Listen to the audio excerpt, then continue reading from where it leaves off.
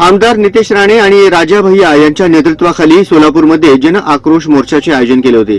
या संदर्भात तत्कालीन सोलापूर पोलीस आयुक्त डॉक्टर राजेंद्र माने यांनी राणे यांच्यासह अन्य काही कार्यकर्त्यांवर गुन्हे दाखल केले। काही कार्यकर्त्यांच्या अंगावर जखमा व वळ उमटेपर्यंत मारहाण केल्याची तक्रार पुढे आली आहे। याबाबत राज्याचे गृहमंत्री देवेंद्र फडणवीस यांनी या विषयाची गंभीर दखल घेतली। याच प्रकरणामध्ये आयुक्तांची बदली होऊन ते नाशिक मुक्कामी पाठवल्याची चर्चा सध्या रंगली आहे। लोकसभा निवडणुकांच्या पार्श्वभूमीवर निवडणूक आयोगाच्या आदेशानुसार नुकतेच राज्यातील वरिष्ठ पोलीस अधिकाऱ्याच्या बदल्यांची प्रक्रिया पार पडली। त्यात सोलापूर पोलीस आयुक्तांना नाशिकमधील पोलीस अकादमीमध्ये धाडण्यात आले।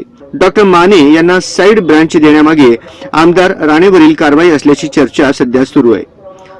सोलापूरमधील मोर्चामध्ये सहभागी असलेल्यांनी डॉक्टर माने यांच्या कार्यपद्धतीवर प्रचंड संताप व्यक्त केला होता। तसा संदेश देखील वरिष्ठ स्तरावर पोहोचवण्यात आला।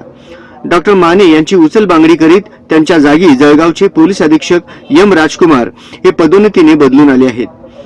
तर डॉक्टर माने यांची नाशिक येथील महाराष्ट्र पोलीस अकादमीच्या सहसंचालकपदी दाखल झाले।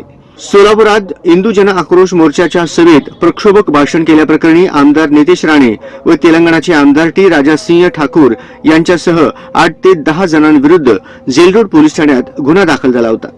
दोघांनी दोन समाजामध्ये तेढ निर्माण होईल असे प्रक्षोभक भाषण केल्याचा आरोप ठेवून गुन्हे दाखल करण्यात आले। त्याचाच परिणाम म्हणून की काय, नुकतेच महाराष्ट्रातील वरिष्ठ स्तरावरील पोलीस अधिकाऱ्यांच्या बदल्यांच्या यादीमध्ये देखील डॉक्टर माने यांचा समावेश करण्यात आल्याने त्यांची एक प्रकारे उचलबांगडी केल्याचे बोलले जात आहे।